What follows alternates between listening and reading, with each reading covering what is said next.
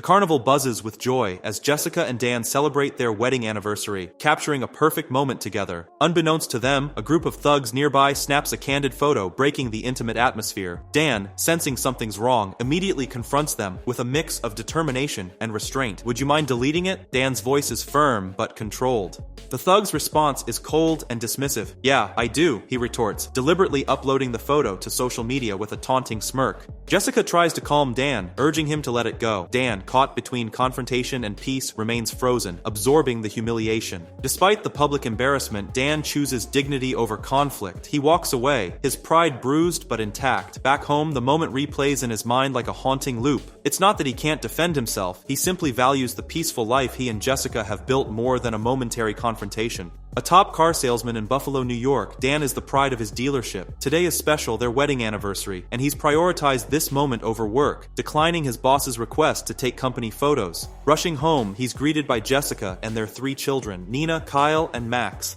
The household is already buzzing with tension. Jessica is in the midst of a heated discussion with Nina about her college plans. Nina, once set on Stanford's journalism program, has now decided to attend Southern Iowa University with her boyfriend Trevor. Despite Jessica's attempts to sway her, Nina stands resolute. Dan suggests celebrating their 18th wedding anniversary, asking Kyle to babysit Max. However, Kyle has his own agenda and refuses, attempting to push the responsibility onto Nina, who is far from thrilled by the suggestion. Kyle skips his group project to meet his friend Samir, handing over some cash before settling into Samir's garage. Here, he transforms into Killboy, an online gaming legend renowned for his shooting game prowess. The virtual world is where Kyle truly shines, his reputation preceding him among gaming enthusiasts. Meanwhile, Dan and Jessica enjoy the carnival, their anniversary celebration punctuated by a subtle undercurrent of tension.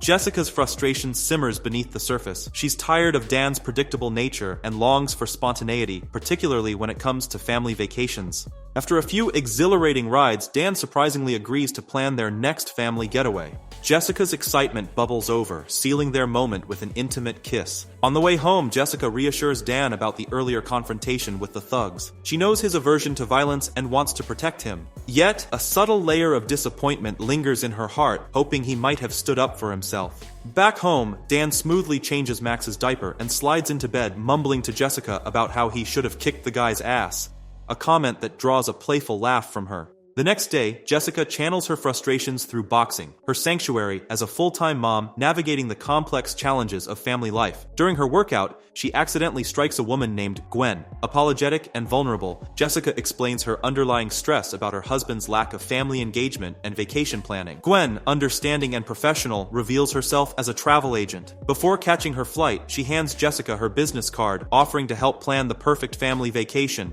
Simultaneously, Dan finds himself in a dramatic grocery store encounter. With Max by his side, a sudden attack transforms the routine shopping trip. Unlike his previous passive response, Dan unleashes a swift, calculated defense. His movements are precise, taking down the attacker while ensuring Max's safety. Surrounding shoppers watch in stunned silence as Dan maintains his composure, pays for the groceries, and casually exits as if nothing extraordinary has happened.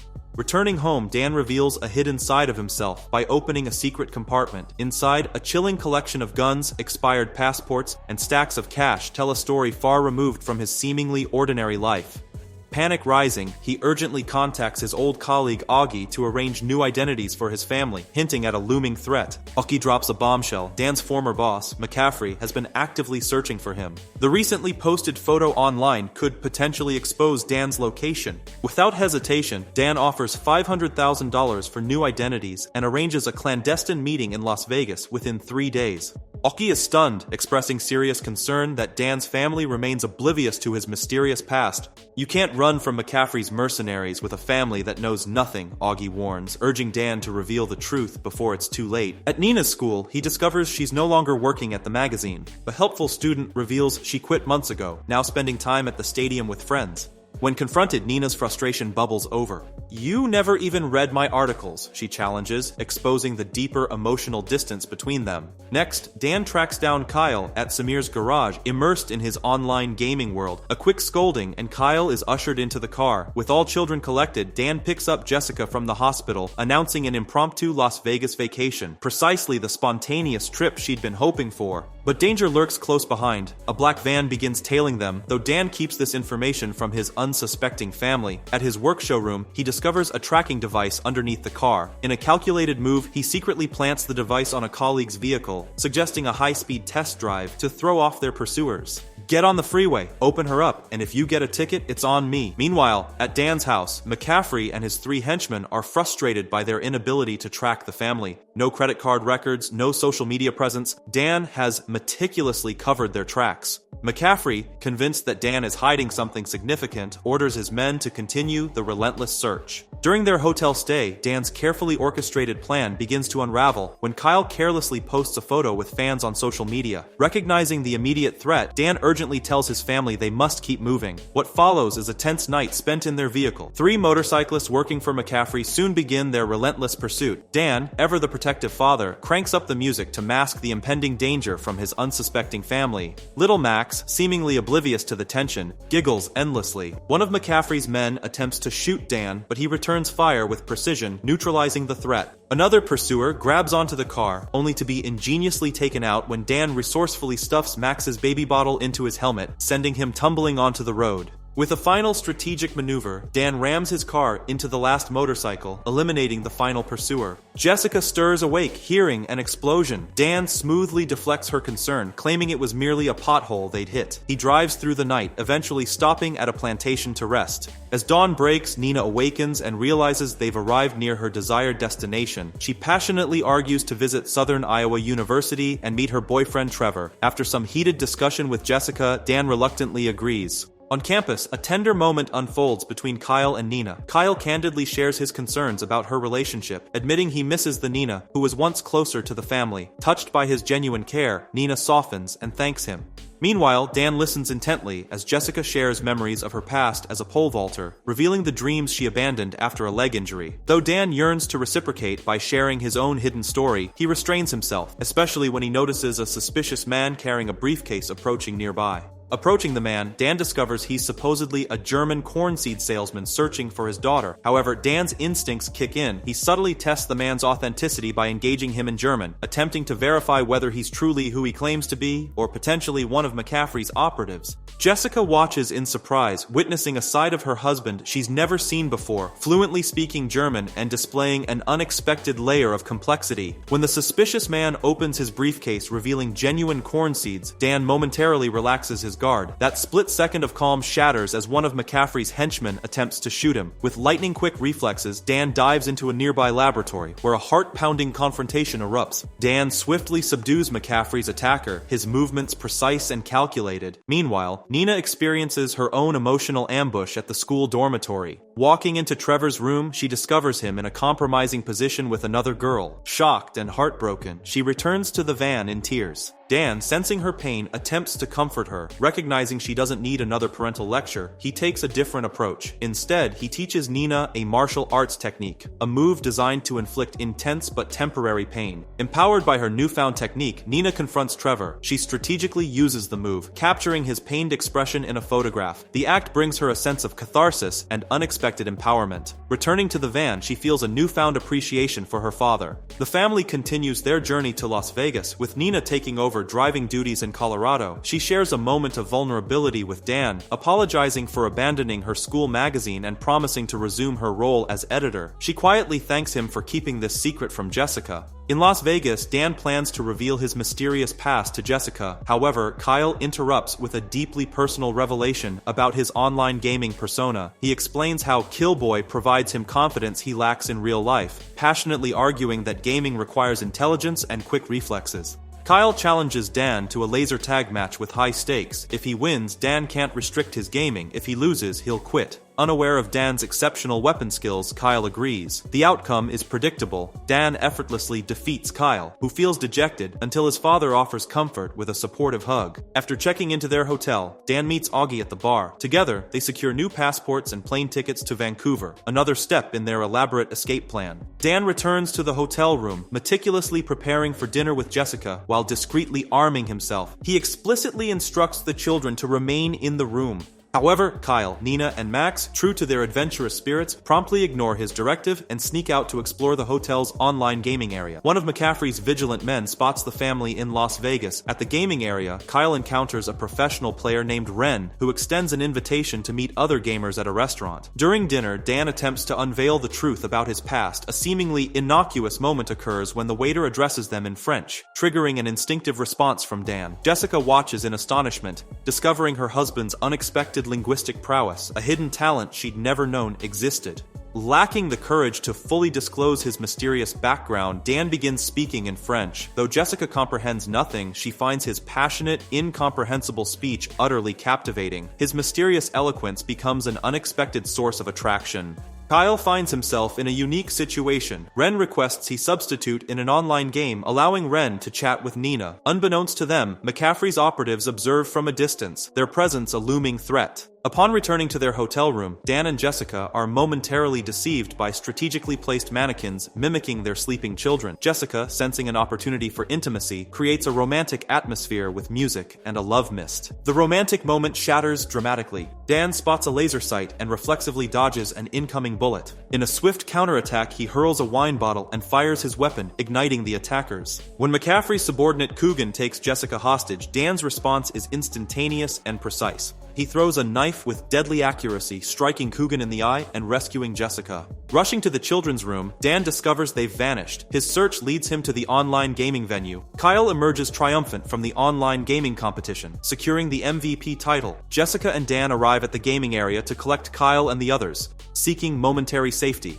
In a pivotal moment, Dan reveals his true past, a secret assassin who abandoned his former life to embrace ordinary family existence. McCaffrey and his men have relentlessly pursued him ever since. Kyle and Nina initially dismiss his story as unbelievable fantasy. Suddenly, gunshots shatter their disbelief. Dan urgently instructs his family to hide within the casino, positioning himself as their protector. Despite facing McCaffrey's men, Dan discovers his bullets are ineffective against their bulletproof vests. Undeterred, he continues to distract and ultimately defeats them through tactical brilliance. With the immediate threat neutralized, Sam, his real name, unveils his complete history. He had served in the military, with McCaffrey recruiting him for specialized missions targeting criminals operating beyond legal boundaries. However, Sam soon discovered McCaffrey's true motivation, collecting substantial fees by exploiting his skills. Realizing the moral corruption, Sam made the difficult decision to escape, subsequently providing his family with new identities to ensure their protection. Kyle and Nina, overwhelmed by this revelation, react with anger. After 18 years of marriage, Jessica feels profoundly betrayed. She contacts Gwen, planning a strategic departure from Las Vegas. When they meet Gwen, they're surprised to find a private plane awaiting them. During the flight, Gwen shares her own painful story of romantic betrayal, an ex-partner who left her for another woman. As Jessica listens, she begins to recognize uncomfortable parallels with her own situation. However, their destination brings an unexpected confrontation. McCaffrey appears, revealing Gwen's ultimate betrayal. She has orchestrated a trap, offering Sam's family to McCaffrey in exchange for Dan's return. With Jessica and the children now hostages, McCaffrey issues a chilling ultimatum. He demands Dan meet him alone at the casino, threatening severe consequences if his demands aren't met. Dan enters the casino, his every move monitored by McCaffrey's drone surveillance. Sprouse, a mysterious guide, leads him to the room where his family is being held captive. McCaffrey's welcome carries an unexpected revelation. He is Dan's biological father. He had wanted Dan dead for abandoning him, yet Dan's systematic elimination of every henchman sent after him has paradoxically stirred a twisted sense of pride. Now, McCaffrey offers a ruthless proposition. Dan can save his family by returning to work for him, but under one devastating condition, he can never see them again. Faced with an impossible choice, Dan agrees. Sprouse escorts Jessica and the children out, but Jessica's resourcefulness emerges. Using Max's diaper as a distraction, she cunningly pushes Sprouse off the top floor, creating an opportunity to rescue Dan. Inside the room, Dan plays a dangerous game. He manipulates Gwen, ultimately rendering her unconscious to facilitate his family's escape. A moment of vulnerability follows as Dan apologizes to Jessica, promising complete honesty moving forward. McCaffrey, sensing something amiss, prepares his men for potential interference. Dan strategically instructs his family to take the rooftop, enlisting Kyle's help to monitor McCaffrey's henchmen using a drone. A brilliant trap unfolds. When McCaffrey's men investigate the elevator, they find only Max's gear, moments before a bomb explodes, catching them completely off guard. Kyle becomes Dan's tactical eyes, pointing out enemy locations as Dan systematically takes down McCaffrey's men. The rooftop becomes another battleground. Jessica, anticipating danger, hides the children and prepares to ambush the ascending elevator. Gwen emerges, her confidence bordering on arrogance. She taunts Jessica, underestimating her opponent's capabilities. Their confrontation intensifies. Gwen's combat experience initially gives her the upper hand, ultimately burying Jessica beneath a pile of debris. Simultaneously, McCaffrey confronts Dan, gaining the upper hand and positioning himself to deliver a fatal shot. Yet, in a moment of unexpected vulnerability, McCaffrey cannot help but monologue about how family has somehow weakened him, a fatal mistake that might just provide Dan with a crucial opportunity. Gwen corners the children, a moment that ignites an extraordinary transformation in Jessica. Summoning superhuman strength, she breaks free from the rubble, though initially tossed around like a rag doll. Dan seizes this moment to cleverly remove the bullets from McCaffrey's gun, escalating their confrontation into a brutal, close combat battle. Jessica attempts a pole vault with a bamboo pole, initially failing. Gwen mockingly finds her efforts amusing. Undeterred, Jessica transforms her next attempt, hurling the pole like a precise javelin. McCaffrey ultimately defeats Dan, positioning himself to deliver a fatal shot. In a brilliant strategic move, Nina interrupts, expressing excitement about meeting her grandfather and suggesting they could become a normal family. Her unexpected intervention momentarily distracts McCaffrey, creating a crucial opening for Dan. Nina's calculated interruption buys her father precious seconds to counterattack. The family reunites as police arrive. Nina achieves her dream, becoming a news reporter by covering McCaffrey's assassin organization. Dan establishes a security consulting firm for banks, hiring Augie. Jessica finds her calling as a school sports coach. Their family dynamics transform, characterized by road trips with one unbreakable rule: no phone usage during journeys. They cherish every moment together, their bond stronger than ever. And they've learned an important lesson: never underestimate the potential of a diaper in a crisis.